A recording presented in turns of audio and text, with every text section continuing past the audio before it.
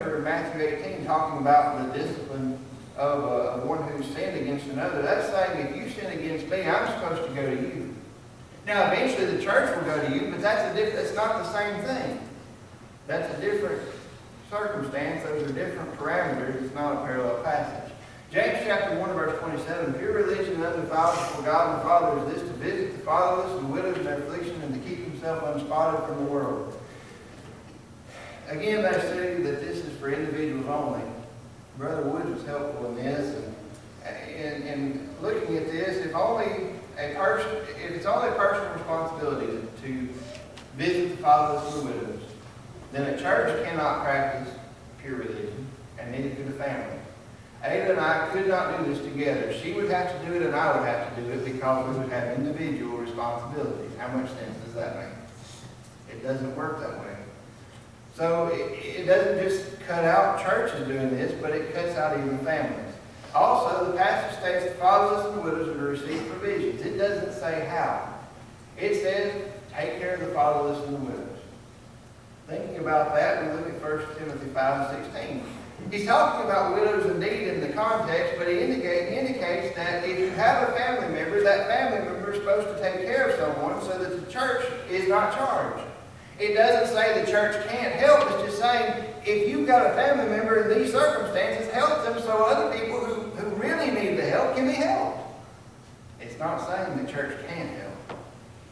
And so, finally, Galatians 6:10 added to 1 Timothy 5:16, James 1:27. These passages show that an individual responsibility, we all have this responsibility, but we execute it as individuals and collectively as a church. And so it was the churches, it was Christians, both were used then and are now.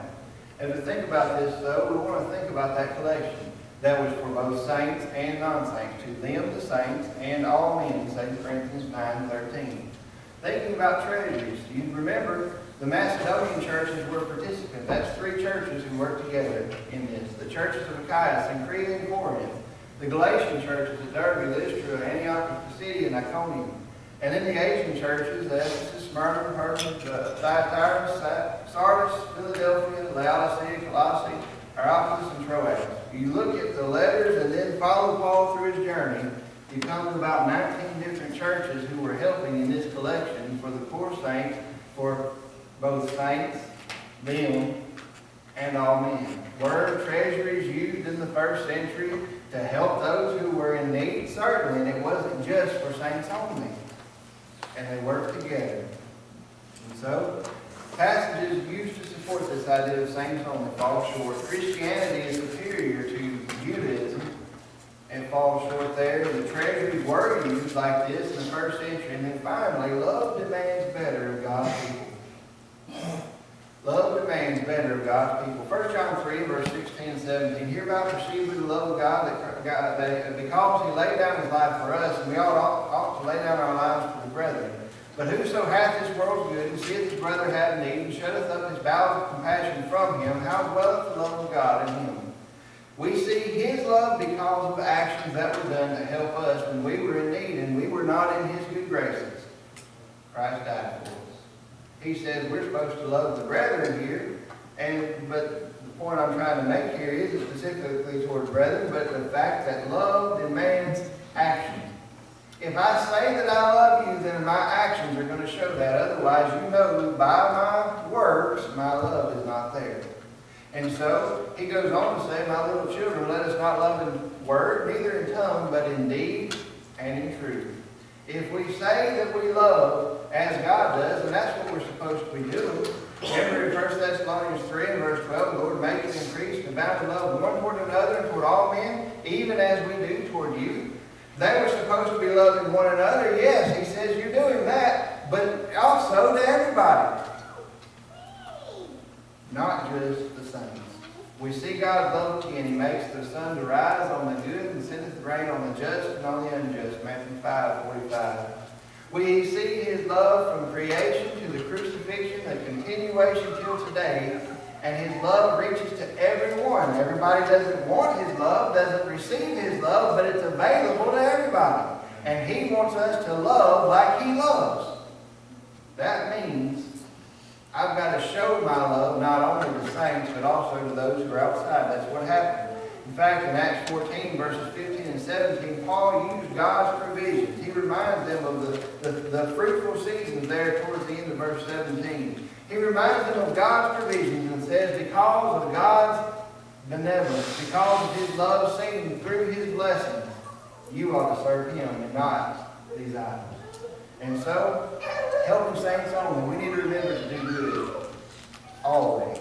We need to remember how we got to the point that we even have to talk about this subject.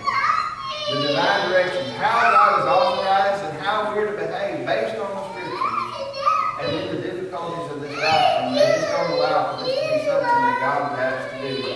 And as already been said, those who would bind something on God, they're trying to discipline His children. Now, those of you who are parents, imagine if someone just comes up and they're not enforcing your rules, they're enforcing their rules, and they start disciplining your children. You're not going to be happy about that. God isn't either. And if I bind something on you that He is not bound, I'm going to give an account for that. And I need to be mindful of that. It's okay if I only want to help saints, that's fine. I can do that. But I need to realize there's more commanded of me anyway. But I cannot bind any of these things on you. And so helping saints only.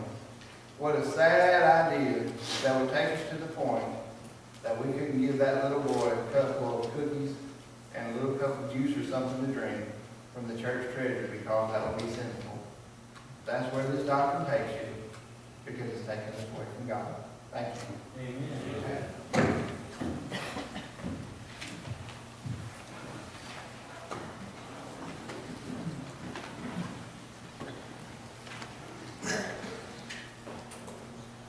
Say this next statement without prejudice. That was one of the most excellent lessons on that topic I've ever heard. Amen. I guess I have to get prejudice. But I appreciate your work on that, Andrew, because that is something that needs to be explained. And I've heard lessons on it that came close to explaining, but didn't finish up everything they need. We're going to dismiss for about 11 minutes, and it's really important that we come back